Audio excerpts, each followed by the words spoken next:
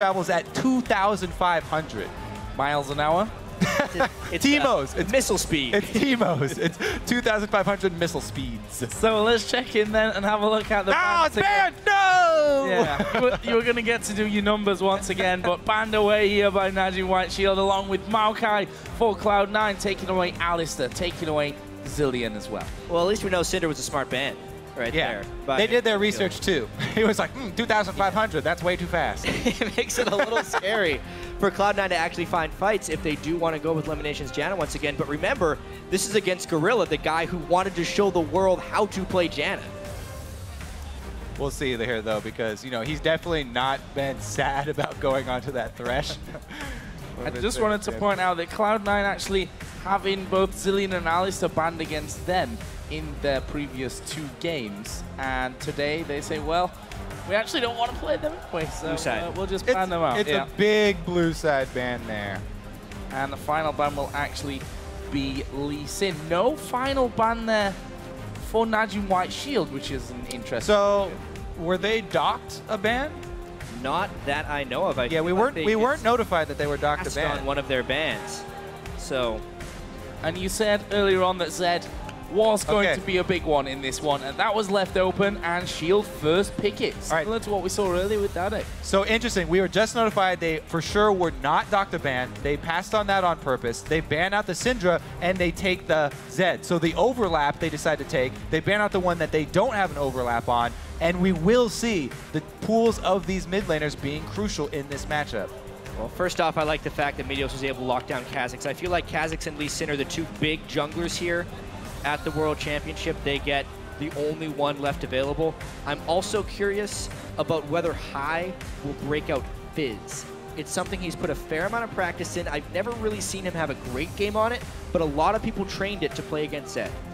Well, if you're throwing out possibilities there for High, he's also played Kha'Zix in the mid lane. Oh, yeah. But you made a really good point, though. With Lee Sin already banned and Kha'Zix locked in, that's the jungler that they probably want to go with.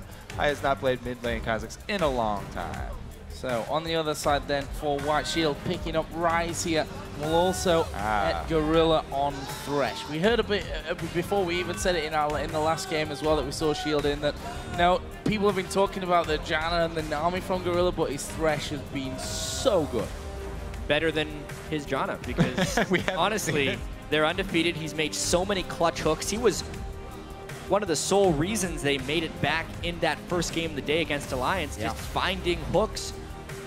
And it's such a playmaking champion that top-level players can really excel on. The analyst was just talking about it. So many of these really top-level supports making plays after plays with Thresh. He has so many options with his kit.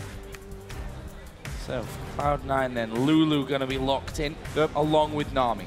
Tristana protection right here coming in. They've got double support, semi-supports already locked in. I wonder if they have Orion 2 in the mid lane. Threats already, so they can actually put their defenses on whichever of these threats is actually under fire here. They don't have to. You don't always have to shove everything onto Trist in the end game here. You can also use all these shields to protect your Kha'Zix. Oh! Or Talon. That's the other thing. One thing about high Talon into Zed? I guess so. It's not that great of a mid lane matchup, but it's something that High has been training the crap out of. Pretty much all of his main mid laners outside of Syndra are all physical damage dealers, so they need to have that magic damage top lane, but into a Zed. Yikes. All right, so we can definitely say this for sure, not just to protect the Trish combo, because they've got 2 other very high value threats here. This is a 3 squishy threat, 2 support system here from Cloud9. This combo takes a lot of precision to pull off. This is going to take a lot of very crisp communication and crisp team fighting from Cloud9 to pull this off. And are you going to then put forward the argument that Cloud9, if any team were to do that, are possibly that team? Yes. Especially from North America. I mean, good. I have to look at White Shield's composition as well. With the first pick Zed, it is a scary amount of pick composition, but they're super late game scaling. Yes, they have Ryze in the top lane, but Trist versus Corki, it does seem like they might actually get outscaled a bit. And so here's the thing. These 2 assassins that Cloud9 have picked actually work really well together, because Talon is actually sort of a team fight oriented assassin. He's not like Zed, who's definitely thrives on that split pushing. Talon actually can have a huge impact on team fights because he does so much AoE. So if he jumps in, does his AoE burst, Kha'Zix can clean up. They've got Tristana firing from the back for late game insurance. So many options here from Cloud9. Let's get into it though. Well, remember, we'll be checking in on how you guys are voting during the game, so continue to tweet at LOL Esports and use the hashtag NWSWin or C9Win for who you think will prevail. But for now, we are going to get into game. It's NaJin White Shield versus Cloud9. Basically, the game right now to seal who's going to be sat at the top of the group. I also got a last little bit of information about White Shield's missed ban. We have translators actually listening into their champion select as well, and apparently they were discussing the ban, couldn't decide on one, so just left it. Hey, sometimes no decision is better than a bad decision. But with bans, you know, they didn't want to ban their own champion. That's one thing. There's a lot of power bans that get traded back and forth. Do you ban Ryze? Do you ban Zed? They end up getting both of them, and those have been bans in the past. All right, let's see how that matchup does turn out, because as we heard emphatically from Prawley on the desk, very difficult matchup here for Talon. Small margin for error. High can pull it off. This is not like a hard counter, but there is a small margin for error. High has stepped up in huge ways, say his teammates, since that North American LCS playoff defeat to TSM. They do get scouted by a nice ward there, so White Shield will have an early game edge here in that regard. Spotted them coming back out of the jungle though, so White Shield know that they're actually safe in there. We'll see if that actually influences where what will be starting. We also see Zefa and Gorilla starting fairly well pushed up this lane. This could be interesting if Cloud9 decide to face check in. So he's standing here to see if there will be that blue invade, to see if there is that swap up top and late side blue invade. NaJin White Shield. Looks like they're actually going to try and start here for a watch. I wonder if they saw that ward go down. I don't think so.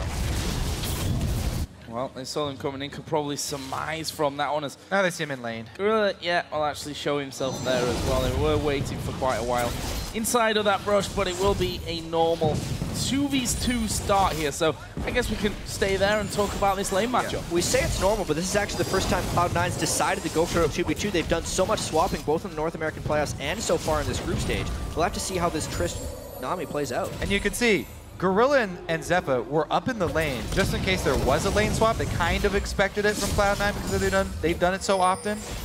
They were ready to pool those minions and get them to focus to push the minion wave back. And that's also maybe why the rest of the members were sitting up by that blue. But Cloud9 this time around, not going for the lane swap.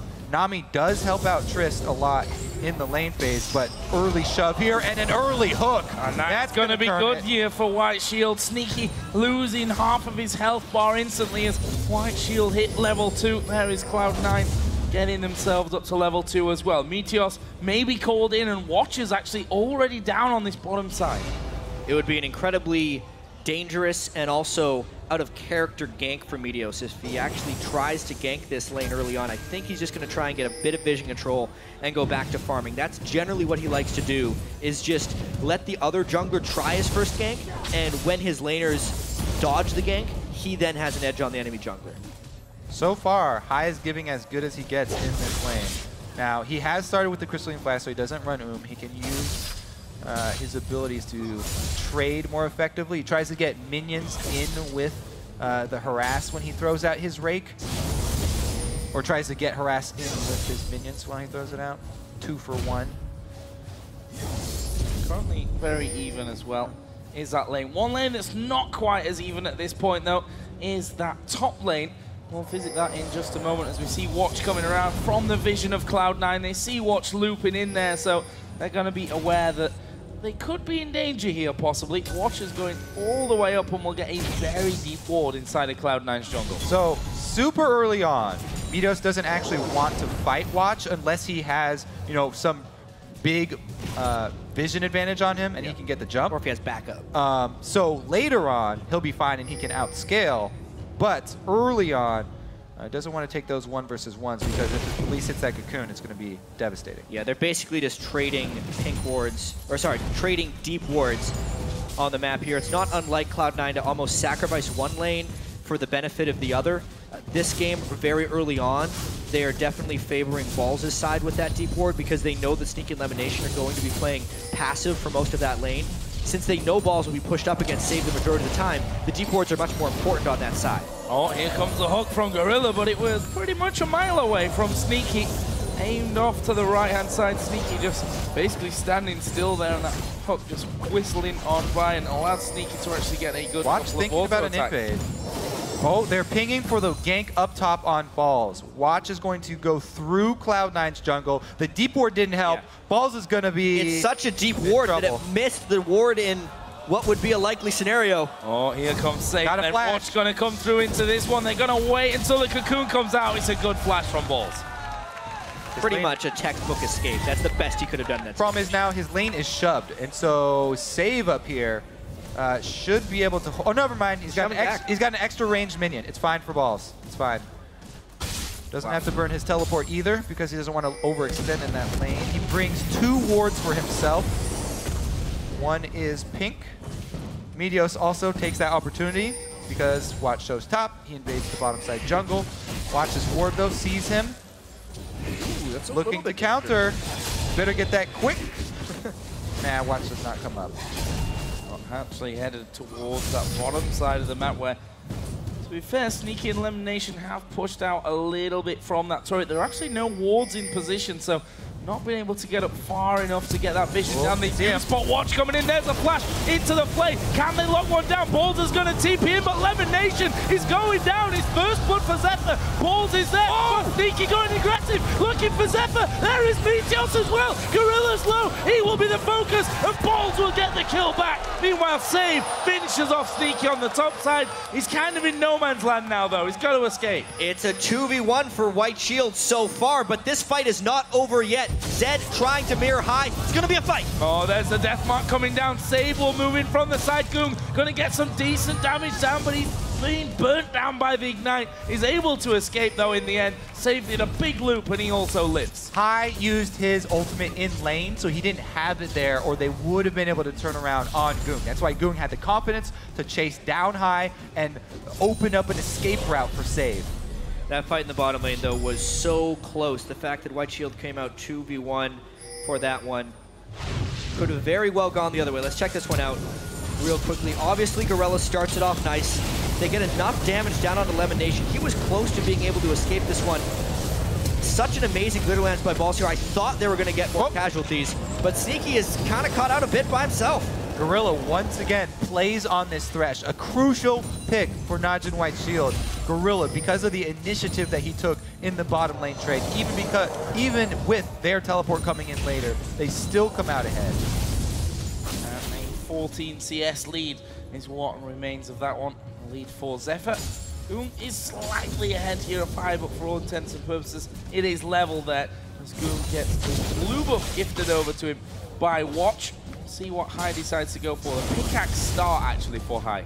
I do have to say the biggest beneficiary of everything that happened was Save in the top lane. The last of the top lane carries on Ryze. First off, Watch's gank early on relieved the pressure Balls was placing on him, and then when he could teleport down to get a kill as well, considering his early game disadvantage, he is sitting pretty up there and primed to carry. He's already got his tier and his catalyst.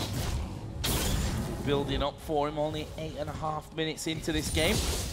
Balls back into that lane. Of course, he's going for his Athenes first. Talked about High going for that pickaxe, and actually he's going to go pretty damn aggressive there onto Ggoong. Is that a signal that he wants to head back? Save again, throwing out the ultimate onto Balls in the top. He's feeling a lot more confident now.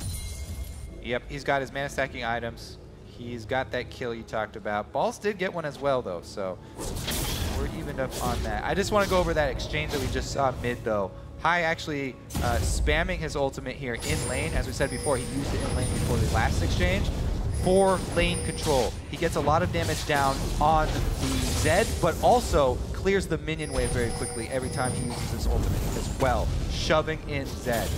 And with the blue buff, it's on a remarkably low cooldown, only 62 seconds, so basically a minute, and you can see he almost has it back up. And it's something we even saw Ggoong using when he was on Talon against Faker. Oh, Save actually has no flash here after that last encounter down in the bottom lane.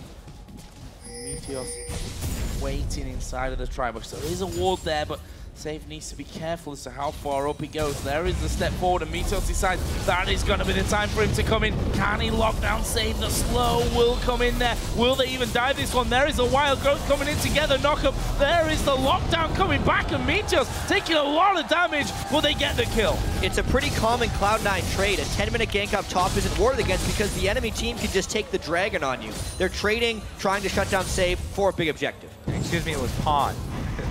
But yeah, they are going to trade that for the dragon here. NaJin White Shield able to secure that simple exchange of jungle pressure.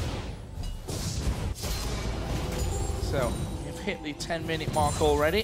So 1,500 gold lead for the Korean side of NaJin White Shield. His bottom lane still being held by Zefa. Thanks in part to Gorilla's amazing play so far. I think we've seen one hook that's gone wide. The rest have been pretty much either dodged with the jumps away from Sneaky or landed to set things up. That might even happen now once again as Zephyr's just stepping up there to put as much deep damage down as he can, which will include a single auto attack this time around only onto that tower. Meanwhile, Ggoong's got some free time in that middle lane because we did see Hai recalling to pick himself up the Tiamat. So really, it's just Cloud9 trying to stall this one out a little bit. If we're going into a NaJin White Shield versus Cloud9 game, we can't expect fireworks. The way these teams have actually been able to win games has been through fairly slow, methodical manner. At the moment, though, the lanes are going in White Shield's favor, which is much different than their alliance matchup. It will be explosive, though. With the comp that... Ooh! Cloud9 are running. Ggoong gonna go in there, but Hai being invisible dodges most of the damage to come out, but Ggoong says, no, I think I'm done in this one. I am running back away. The Ignite was put down by Hai. Meanwhile, Gorilla had also come around the side to maybe try and get involved, as had Watch, and Zefa had even moved up that river area. Nothing really on the table for them, though, so no kills will go down in that mid lane. Yeah, Cloud9's bottom lane's leaking a little bit right now. I'm wondering when Zeph and Gorilla are going to start putting pressure on the rest of the map, or if they're going to be able to clean that bottom lane quickly, because Gorilla's going to try and make an impact. Now he's going mid. He's making his impact now. Oh, they're going to go in. Can they hook him? No. Flash actually going to be forced from Hai. So, I mean, moving in for that one, forcing out the summoner spell. A win. We saw exactly this same thing from NaJin White Shield's bottom lane last time. Corki Thresh, they got an early lead. Gorilla started roaming. He got mobility moods, and he affected the rest of the map. Uh-oh, Sneaky could be in trouble. LemonNation could actually be in trouble here. The hook will land into the box. He's slowed for days. The cocoon follows. There is an exhaust down, and Watch can't get through. Luckily for him, the white comes up there, and he's able to back off. Gorilla might not be so lucky, but the TP from Save is going to come down. Sneaky at less than half HP. Balls is there as well. Oh! They finish him off. They do get one. Save is going to die to the tower, though, and Balls somehow still alive. Finally finished off, but Hai comes down, and he'll clean up that one. Gorilla needs to run as well. In a 5v4, Cloud9 trades the kills beautifully, and Meteos just now arrives. Said it was going to be explosive with the comp that Cloud9 are running. All very squishy, but high damage output. And the dive there from NaJin White Shield turned around very quickly.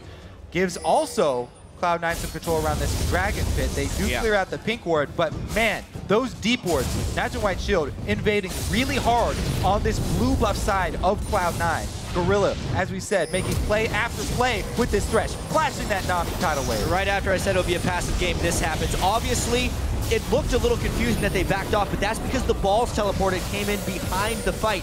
He arrives just about the same time Ryze does it because that's bad. Another kill. Another kill. It's LemonNation caught out of position there. I mean, there's 3 men on top of him. Can't really afford to go through there. Meteos also had to just leap away. Means that blue buff is going to be stolen away by NaJin White Shield. And look at the allocation of wards here. NaJin White Shield, they litter this blue side jungle with wards, as we said, and they continue to fight in that side of the jungle. Cloud9 have 3 pink wards on the top side of the map, but there's nothing going on up there. There are no fights. That is not the battlefield. And what's going to happen with mid-game dragon control at this point? It definitely seems like White Shield is going to continue to take those, and how is Cloud9 going to make up for that gold deficit? Yes, it's nice that they're trying to let Balls have success in that lane to shut down Ryze, but when you have a solo lane Lulu and a Trist, you kind of have to help Trist out in the laning phase a little bit. I'm scared here for Sneaky falling too far behind. Especially when he's against a Corki, a Trinity Force builder, a caster AD carry. This is going to be a huge, huge boon for NaJin White Shield in the coming teamfights. They've got this tremendous damage output with the Trinity Force Corki versus the Tristana sitting on Avarice Blade and pieces of items. It definitely seems like Cloud9 may be pulling off the top lane strategy a little bit. It's going to be hard pressed though, because there's so many deep wards already in their jungle. They cannot possibly clear these out before the next dragon spawns, and they will be at mercy to Thresh. And if, well, I was just about to praise Gorilla as he comes through, not quite landing there, as Cloud9 were just trying to clear out those wards, but Gorilla's hit clutch hooks today. And now that we are having more teamfights, we see the armor focus here from Save. He's going straight into that Glacial Shroud.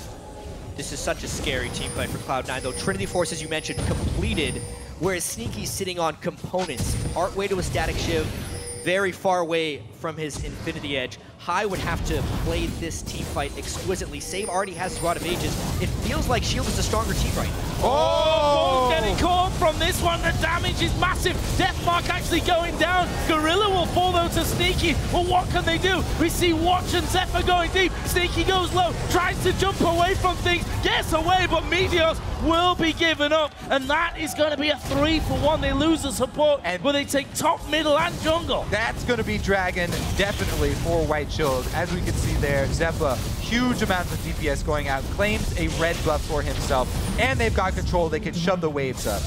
NaJin White Shield paying attention to the power spikes. Trinity Force for Zefa. Save, even though he wasn't immediately in the fight, could make it over. It was time to fight. They just break this game wide open after that one. All right, so let's see here. High does go for the 100% on Gorilla. This is the support, though, so taking him out did not really affect the team fight. They did draw out his exhaust, but after High uses everything to take down Thresh support, there's so much damage left here from NaJin White Shield, they take over. So, NaJin White Shield, after that Alliance game, obviously said, guys, let's not do that one again. Let's not do it the hard way. Sat 8-5 up in kills, but it's the gold that's the real big difference in this one. And White Shield gonna go for a hook. Just a little bit wide on that one once again. White Shield definitely picked a much stronger mid-game this time around, and they're gonna try and close the deal, which is something Alliance could not do. Sneaky was also harassed down at the very beginning of that fight. Didn't get to add much to it. Let's see about this top lane focus, though. Meteos sitting on that pink ward.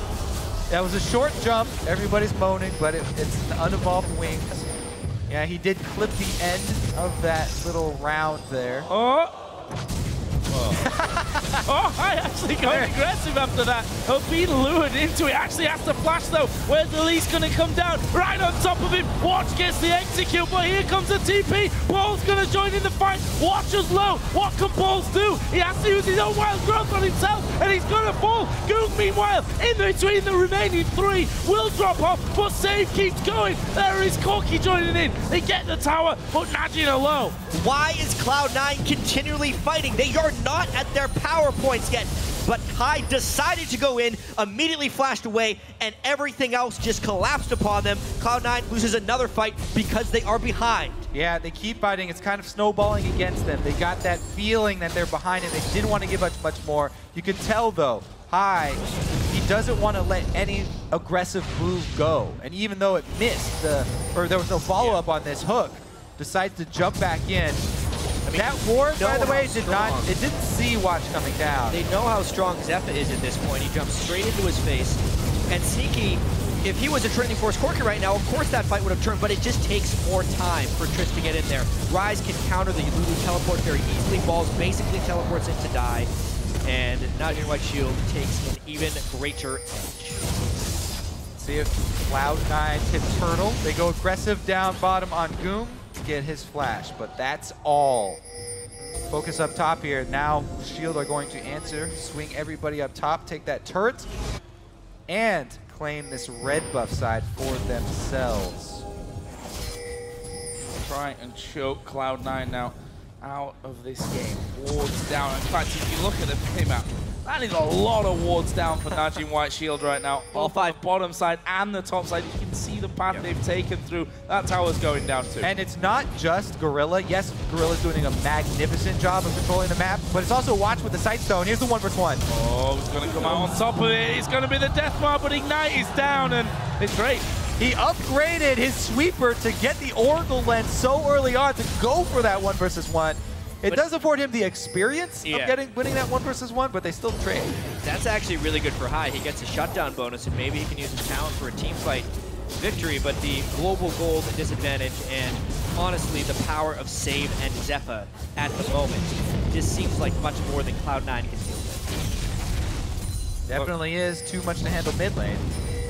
Yeah, the gold disparity across the board is pretty devastating. Top lane, AD carries both about 2,000 gold behind their opposite number. And we're closing in on a 10,000 gold lead here for NaJin White Shield. And that's with just the outer ring of turrets going down. Plus, of course, that one here in the middle that we're looking at right now. We've got 1 minute and 40 until the next dragon comes up. I think it's going to be a case of having to maybe give this one up for Cloud9.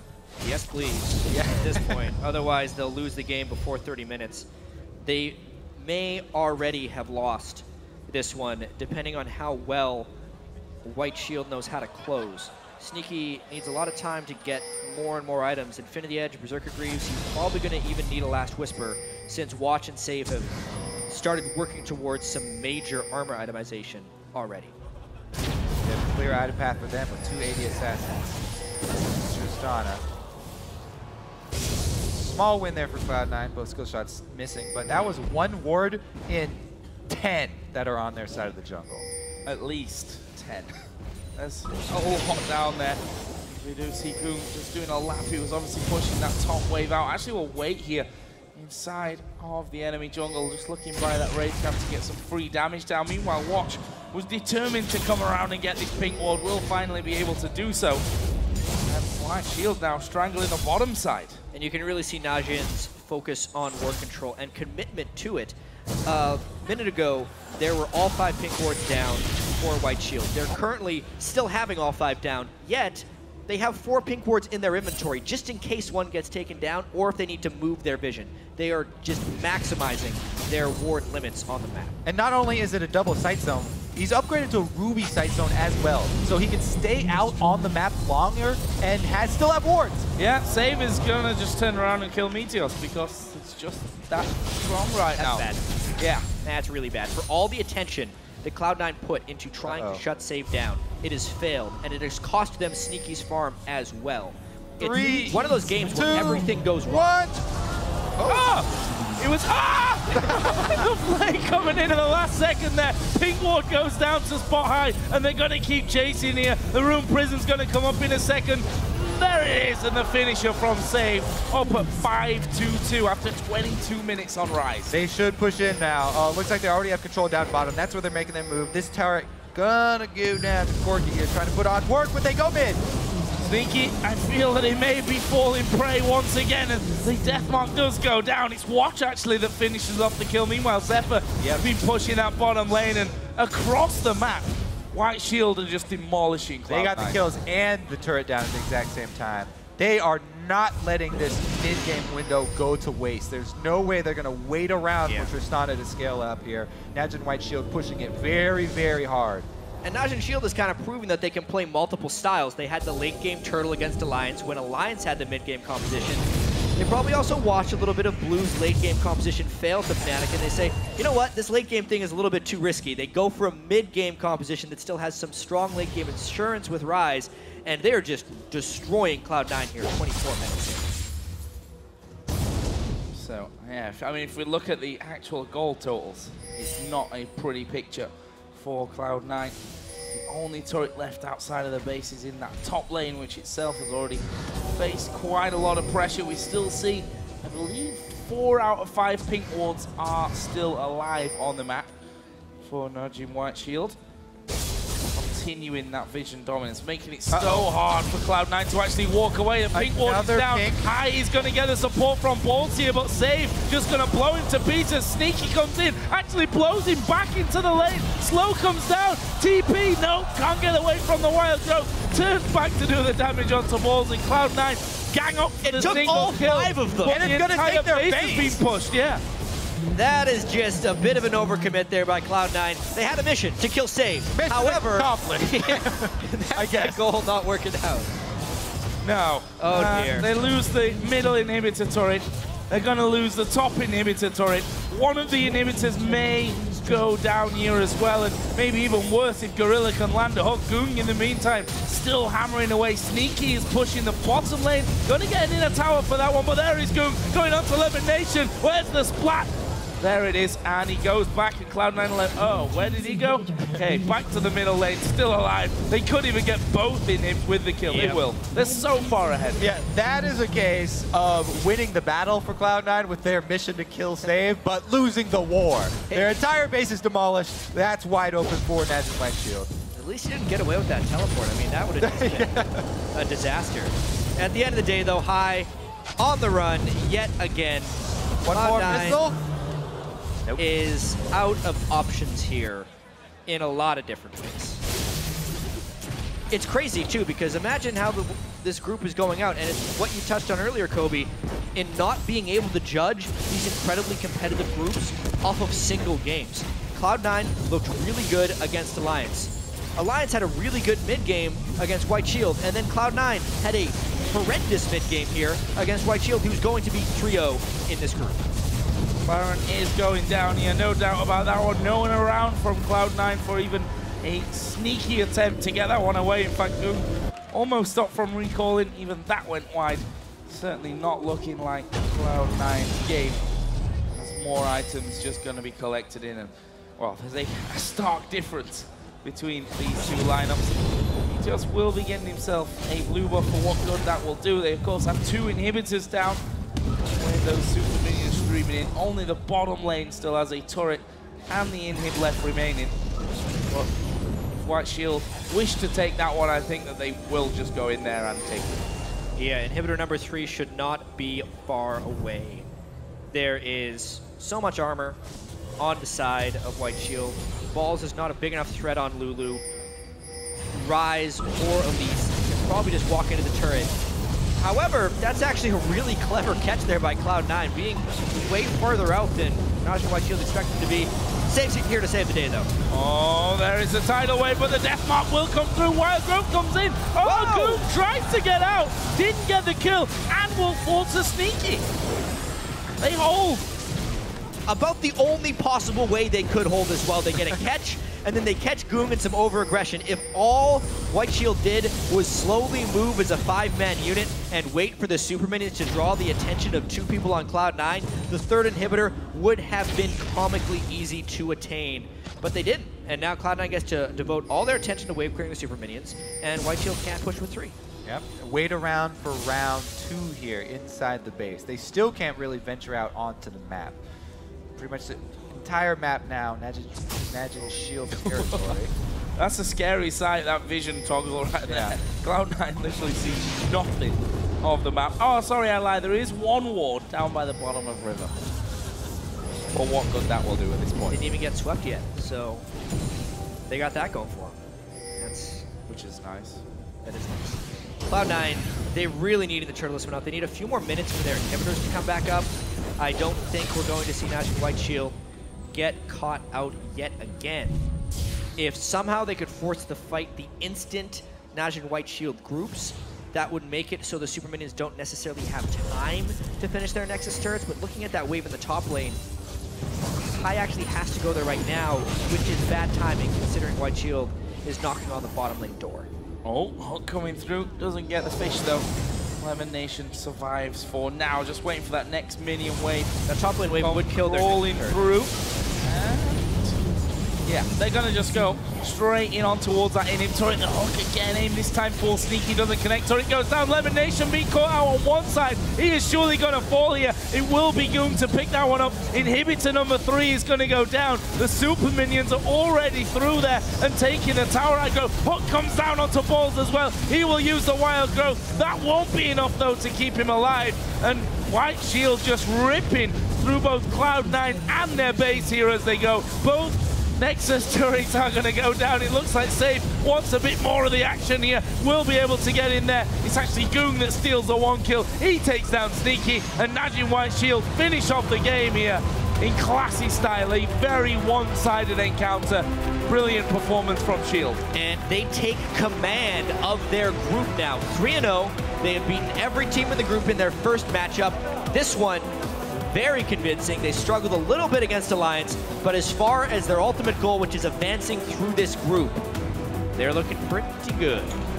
It's funny as well, I think most people, if they were to look at the 3 Korean teams, would look at Blue and White to go through their groups without problems, and maybe White Shield the ones that were beatable on paper.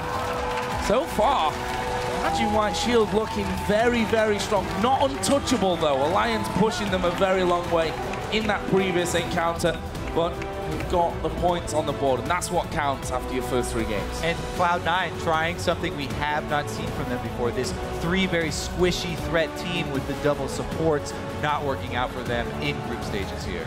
And that's the beauty of the fact that everyone plays everyone twice, right? So you can come in the first game and say, we've got this curveball strategy that might work out for us, that we might be able to catch them off guard with.